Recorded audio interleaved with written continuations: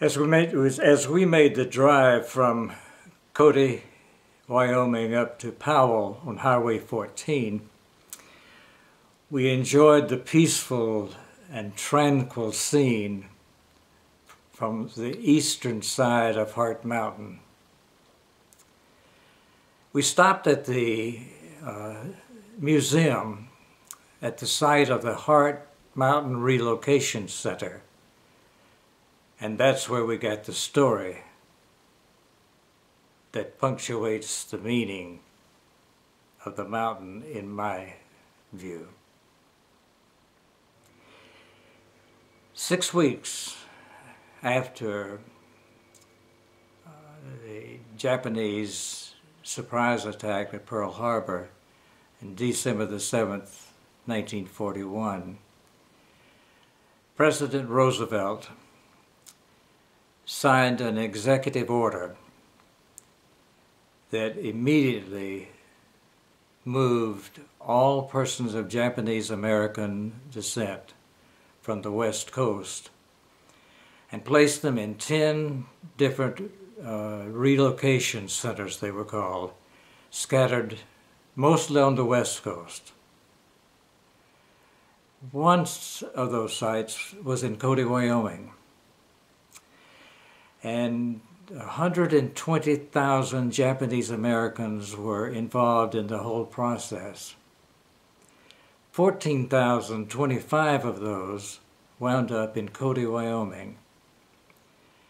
And the presence of those internees in what can only be called a concentration camp made, somebody said, made Cody the third largest city in Wyoming. The people who were removed from their homes in San Francisco and Los Angeles and all along the West Coast immediately lost their homes, their possessions, all of their property, their careers, their schools. Their whole lives were disrupted. And they were removed simply because of how they looked. They looked like the people who had attacked Pearl Harbor. It was a time of hysteria. One of the things that's interesting to me is I pictured the scene was these people who were incarcerated every morning when the flag was raised, they would recite the Pledge of Allegiance, pledging their allegiance to the country that had imprisoned them. Life went on in the camp. The camps were hastily built. They were tar paper shacks, essentially, but the lives of the Japanese American people continued. Babies were born, people died. Some people who were actual criminal were transferred from there to penitentiaries. But some of the young men, many of the young men who were there, were allowed to volunteer for the Army. And you may remember from your history of the 442nd Army Regiment that came to be the most highly decorated unit in the Army in World War II. More Purple Hearts, more Congressional Medals of Honor. The people fought valiantly, mostly in the European theater, for a country that had imprisoned them in camps. Executive Order 9066 had turned these people for one day from loyal citizens on the West Coast to the next day people under suspicion for being enemies of the United States. And in spite of that, many of them still maintained their patriotic attitude toward the United States and served their country honorably. It's a curious, a dark time in our history, and a very curious. 20 years after they were released, and they were released in 1945, when the governor of Wyoming said to them, "You are no longer welcome here." They had never been welcome. And after all of this, they were given, each person was given $25 and a train ticket to anywhere they wanted to go east of Wyoming.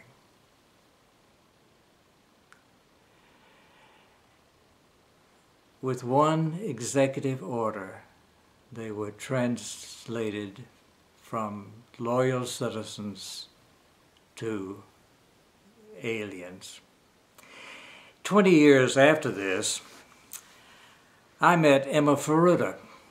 Emma and her husband, both Nisei, Japanese, American-born Japanese, were at one of those camps. And what impressed me when I heard Emma's story in the brief time that we had together was not as much the conditions of the camp, which I knew a little bit about, but was the fact that Emma, in spite of everything that happened to her, had maintained such a positive and even humorous outlook on life and on the United States.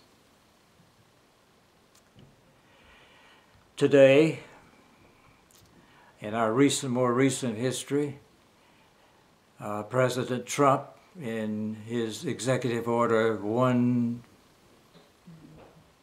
13749, I believe, called the Muslim ban, has set into motion once again the same kind of mentality that we experienced in World War II. In 1988, the federal government apologized for what had happened with the incarceration, the concentration camps, and apologized because, as they said in the statement, of war hysteria, racial prejudice, and a lack of political leadership. And before you ask the question, are we there again?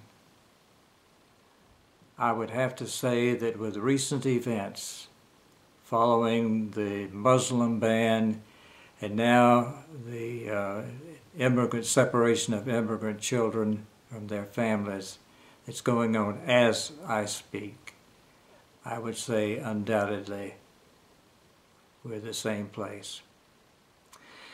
Apologizing for what happened in World War II is one thing.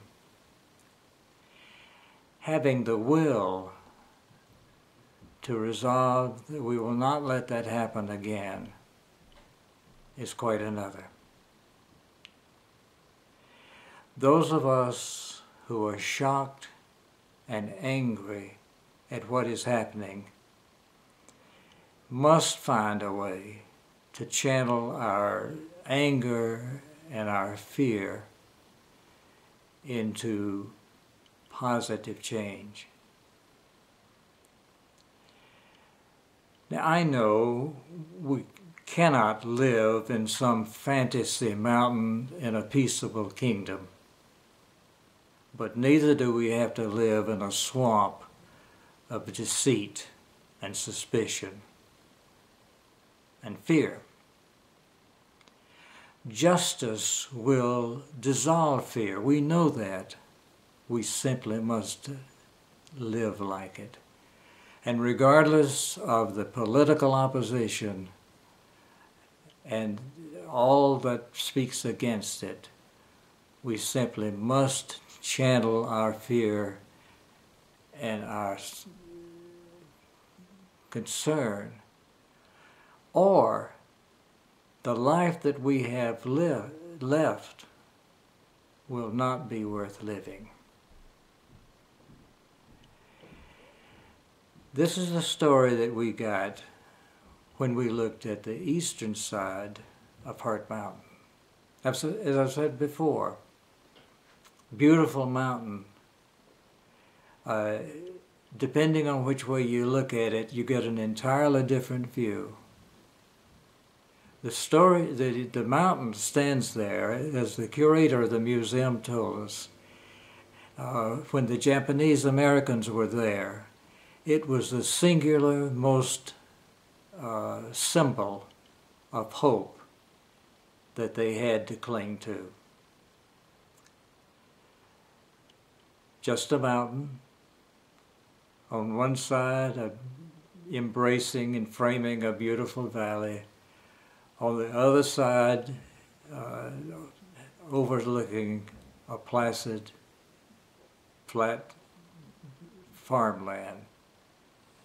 But the stories of how the mountain came to be, spectacular glimpse of history, and the story of the imprisonment of the Japanese Americans, the dark side of our country, are both impressive. And for me, makes Heart Mountain one of the most impressive stories that I have heard. I thank you for listening to it and letting me tell it.